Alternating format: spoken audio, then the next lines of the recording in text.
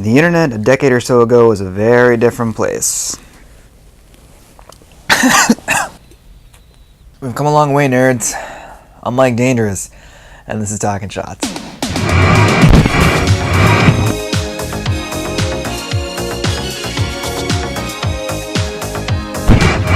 The internet is a beautiful place.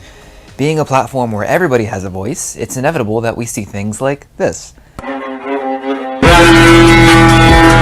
With such creativity bursting at the seams, we mustn't forget there was a time when the internet and memes looked like this. All your base are belong to us. The internet is for poor. Zero Dragons!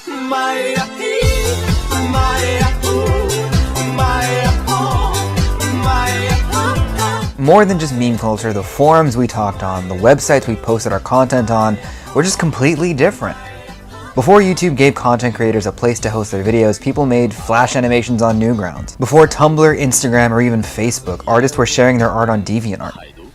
This was back in the day when 240p and 4x3 was the norm, and gaming videos looked like this. And you could also like combine the Thunder Shield with the White Wand and go in the air. And then you're like the spinning orb sphere of doom, of power. And then be a really, really small orb spinning power sphere of doom. Speaking of, the gaming landscape was completely different about a decade ago. People were still so passionate about the consoles they bought. The loyalty was so real. You know, it's really a shame we'll never see Chad Daddy again. Sup, bitches? It's Chad Warden here. I'm talking about that PS Triple. I miss Akon. I miss Soulja Boy. Not when he was making Nintendo emulation boxes, but when he was challenging the internet to Street Fighter. Do you remember when Screw Attack responded to that? Soulja Boy, haven't heard from you, man. You throw out this fake-ass challenge and you get a obviously set-up challenge from some MTV multiplayer hack who plays Geometry Wars. That's just sad. We all see it, we all want it to happen, everybody wants it to happen. Screw Attack be asking, watch us kick that rapper, throwing out the challenge and he's acting like a why would you do? It was so crazy to see something like that. Of course, he never responded. Speaking of Screw Attack, people like the angry video game nerd and the nostalgia critic were just starting to hit their prime. And of course, we had imitators like the irate gamer. Pressing up will make a move up. Pressing down will make a move down. Pressing the A and B buttons will open and close his arms. And pressing the party button makes him get jiggy with it. Getting jiggy with it. It's cute.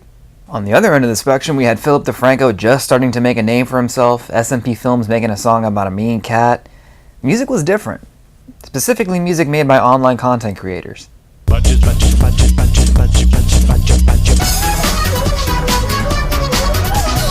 Chocolate rain. Some stay dry and others feel the pain. Chocolate rain.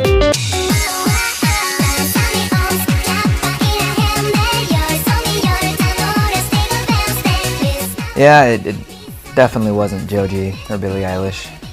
Isla, what's her name? The internet has definitely found its way, if you will. Over a decade ago, the internet had sort of grown out of the wild, wild west free-for-all of the AOL and GeoCities days and had graduated to a more open community of sorts. It felt like a more openly connected time. Artists would use new platforms like YouTube to release new content. Casey Neistat definitely cut his teeth on the platform, and whether or not you like him, you need to find what it meant to be a YouTuber. Noah Kalina took a picture of himself every day for 6 years. Lonely Girl 15 tricked the world for no reason. Smosh was just getting off the ground. We really saw a different YouTube back then. It felt like an honest representation of creators and the communities that followed. I recognize the irony of posting a video like this to YouTube, but today we obviously live in a very different climate.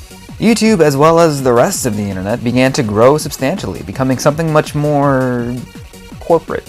That's not to say that the ingenuity of content creators still isn't out there.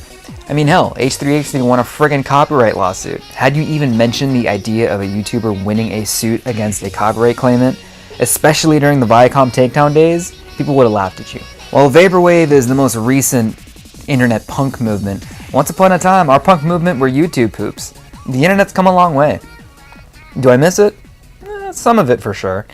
But the world we live in today is still very much a connected one. Unfortunately, we can't go back to the Chad Daddy golden era, but we can keep doing what we keep doing best, and that's to continue to create, continue to laugh, and continue to look at cat videos.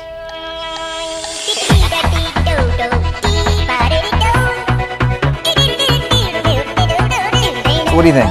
What do you miss the most from places like Newgrounds or DeviantArt? What do you miss the most from 2007 YouTube?